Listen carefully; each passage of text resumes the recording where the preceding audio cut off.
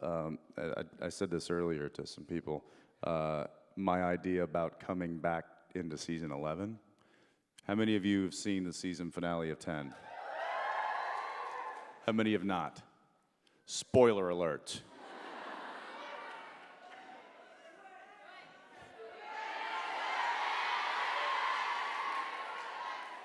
I don't know what you're saying. You telling me to stop talking? Keep talking. All right. I won't give it away for those of you who haven't seen it, but, oh, who's crying?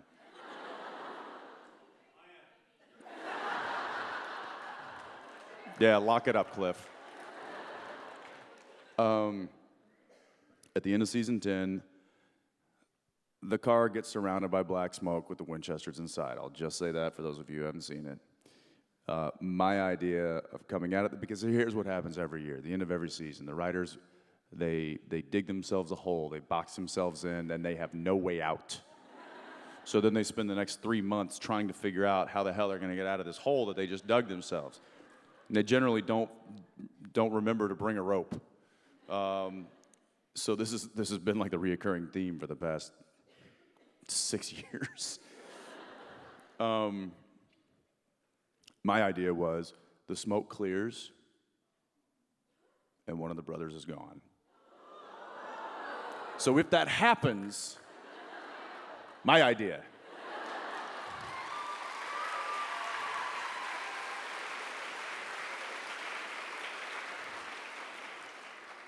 Now I continued this pitch with, I think it should be Dean.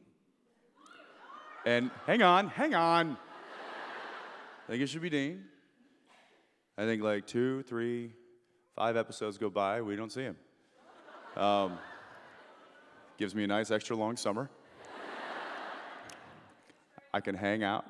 I'll come back, hang out in Australia. And then at some point, they all of a sudden, Dean comes back. They find Dean, and he's been on a beach, drink in hand, with Crowley waiting on him. They didn't go for that last part, but the first part they were like, could be interesting. Anyway, that being said, the series finale, I don't know. I've actually had dreams about the series finale. I've had, which I've shared, and I don't know if I need to share it again. It's people know that story, and if you don't know it, look it up. But I think that I think there's many options as far as it goes when talking about how the show's going to end. I am a proponent of leaving it slightly open enough to be able to do a movie in the future.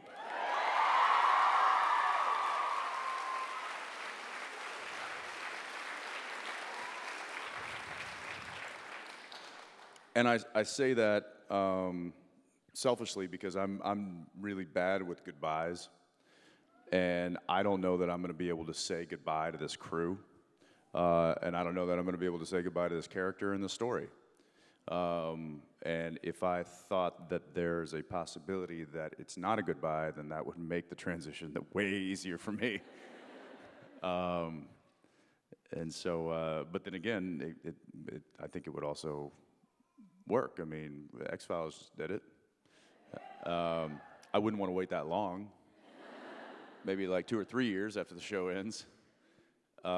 So in regard to how it ends, you know, I've said a few different things. I've said, you know, the guys go out in the blaze of glory, like Butch Cassidy and Sundance. You know, Jared likes to say Thelma and Louise. I'm kidding, he doesn't, but he's not here, so he can't correct me. Or we go missing, or one of us goes, and the other decides to try and move on. Hey, all right.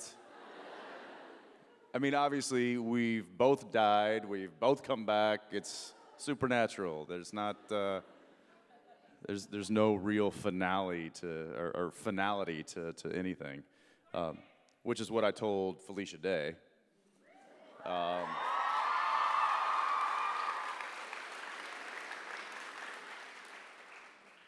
It was, I don't know if she has shared this online or I don't know. She's got like probably 30,000 different social media accounts. She's like an online wizard. But they had post-production had made up a little tribute to Felicia on her last day at work. And they decided to show this little tribute on, like they wheeled in a big TV on set and they had all the crew and everybody came on stage and we all sat there and Felicia was, sitting in the middle and we played this like tribute thing and, it was a very sweet thing and she cried and then she wasn't done with work that day. So she had to keep working. And then she came to me afterwards and she was like, "This is so weird. I feel like I should just leave. It's like everybody just told me goodbye and hugged me and said goodbye, and then they're like, okay, we're ready for you on set, Felicia, if you could just..." And I just went, hey, just remember, nobody ever really dies on this show. And even if you do die, you're probably going to come back in some sort of a vision or a heaven or a hell or a whatever. So anyway, I don't know exactly how I would like the show to end. I have a few ideas, but I'm going to keep those. At least a few of them anyway. All right, where are we at? Right there. Hi. Hello, how are you? Good. That's good. I'm so sorry. I'm a little bit nervous. But one thing I wanted to ask, well, you've obviously, as you said before, like you guys die and then come back and all that. What was your favorite death, like you dying? Like which one was the most dramatic or most awesome? Tacos.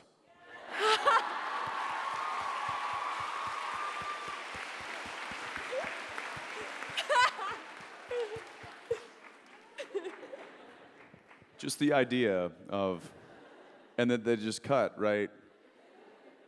Does this taco taste funny to you?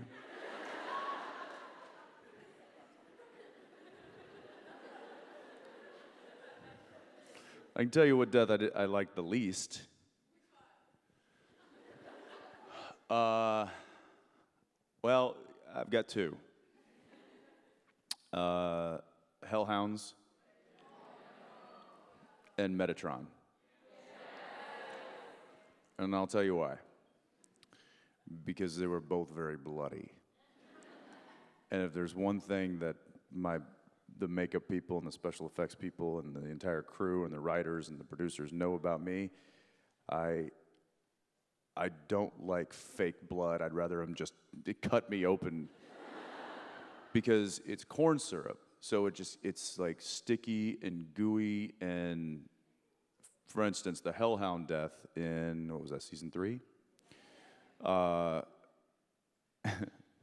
show up on set and they've got my wardrobe plumbed. There's plumbing in my wardrobe. That only means one thing. They're going to literally plumb blood into my body and my wardrobe. And so this was season 3 when the technology wasn't there to do what we could do now, which would have been much, much easier. However, I had to go through the whole thing. They had the shirt with like little monofilament tied to pieces that were scored to rip to act as the invisible claw of the Hellhounds.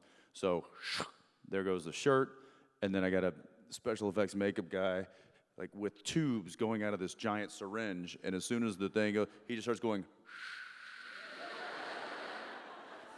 and it's just like gurgling, like blood is fake blood, but blood is just gurgling up. That scene, that particular scene, was 6 hours to film. This stuff starts to solidify and get sticky after about 30 seconds. And we did the scene continuously, so it was just layering on top of me. What does it what? Does it taste good? No. I will say that the makeup department has created a little cocktail of blood for the mouth blood that we use. Because, you know, every now and again when we get in fights, you see blood in the teeth and stuff. And I hate that stuff too. I just don't like it. I don't know what it is. I don't like it. I don't mind it. I just don't like it. I don't mind seeing it. Like, it's fine. Like, you can come up to a cadaver and it could be ripped to shreds. And even if I see, like, real blood in real life, not affected. It's fine. I just don't like fake blood on me. And so the mouth blood. So they actually put a little Hershey syrup in it. So it tastes like chocolate. Not chocolate with Vegemite.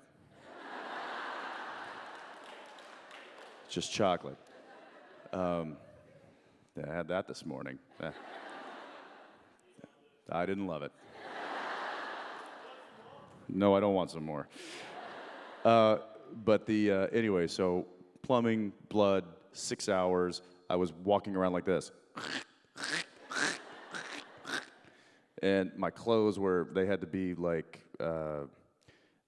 hosed off with a fire hose. Like it was like a pressure washer had to get my clothes, because it was just like stuck to my body. Not fun. Didn't like that one. Could have cared less about the actual storyline of it. I didn't like it because of the physicality of it. Fast forward to season 9, and Metatron's beating the tar out of me, and Tom Wright is directing that episode.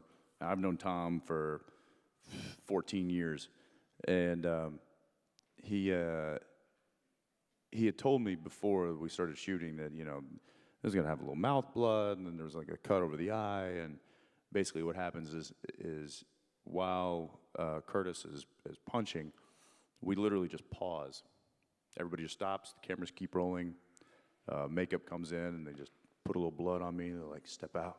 Like, okay, and action. And we continue, 2 more hits, pause. Action. Which really takes the steam out of any kind of emotion you're doing, but I'm used to it now, so that's what we do. And Tom kept yelling from the monitors, which were, 50 feet away. He was like, more blood! More blood! And I'm laying on the cement. My head's on this, like we're in the middle of some old abandoned paper factory for real. And it smells and it's disgusting. And I don't even know if anybody wiped the floor that I'm on. At this point, I don't really care. I was laying, my face was on it, and they're just pouring blood all over my face and shoulders, and it just continues, and I'm like, Tom! Seriously! And he's like, you look great, kid! Tom's an older gentleman. I was starting to get upset. I would never get upset, but I was getting annoyed. And I was just like, just make it end. Just stop it, make it be over. Then here comes Jared on the set. He's like, hey, what's going on?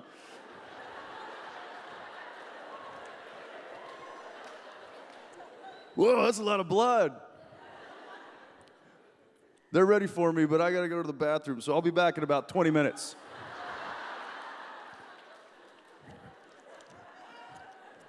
Like, I'm gonna punch you in your chin. So I didn't like that, but that's my cross to bear. We've got time for one last question, guys. Oh, come on, let's just keep doing this. We just order some pizzas. You'll be on your own, buddy. We'll get some pie.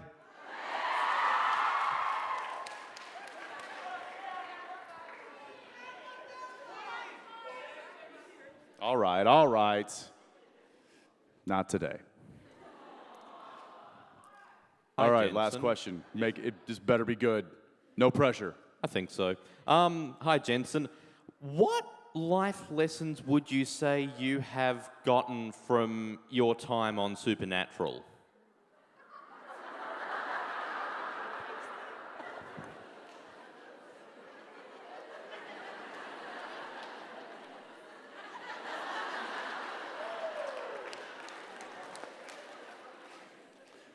I'm glad you asked that.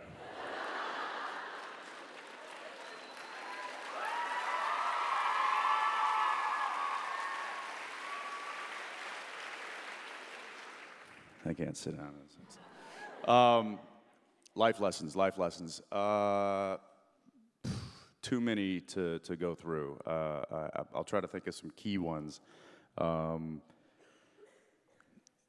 would say a lot of life lessons I've learned on my own, but a lot of them I've been taught. Whether it was by the people I work with, by the friends that I have, by the family that I have. I will say that that as far as work goes, you get out of it what you put into it. And I feel like I've put a lot into it, and I've gotten more than I could have ever asked for out of it. I think that the same goes with relationships, and I think that's one thing that I try to live by.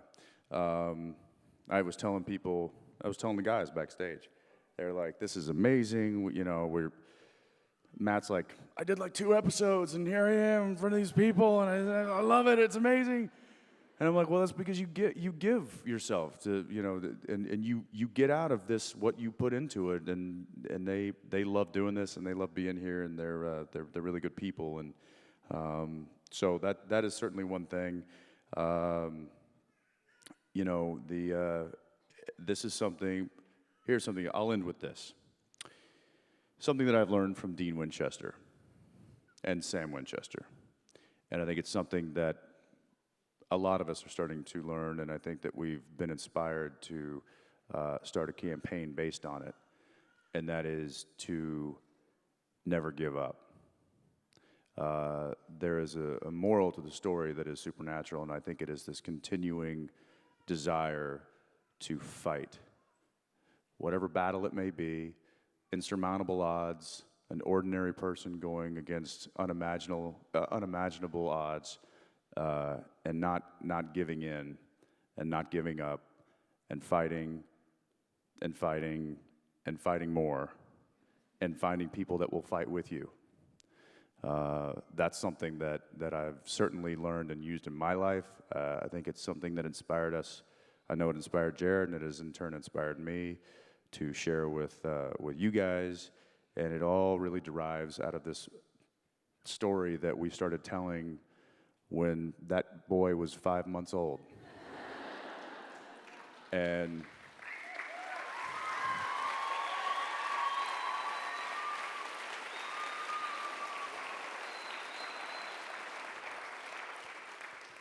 And that's very dear to my heart, and that is certainly a life lesson that I will take with me for the rest of my life. I hope you do as well. Guys, thank you so much for being here. Jensen Ackles, ladies and gentlemen.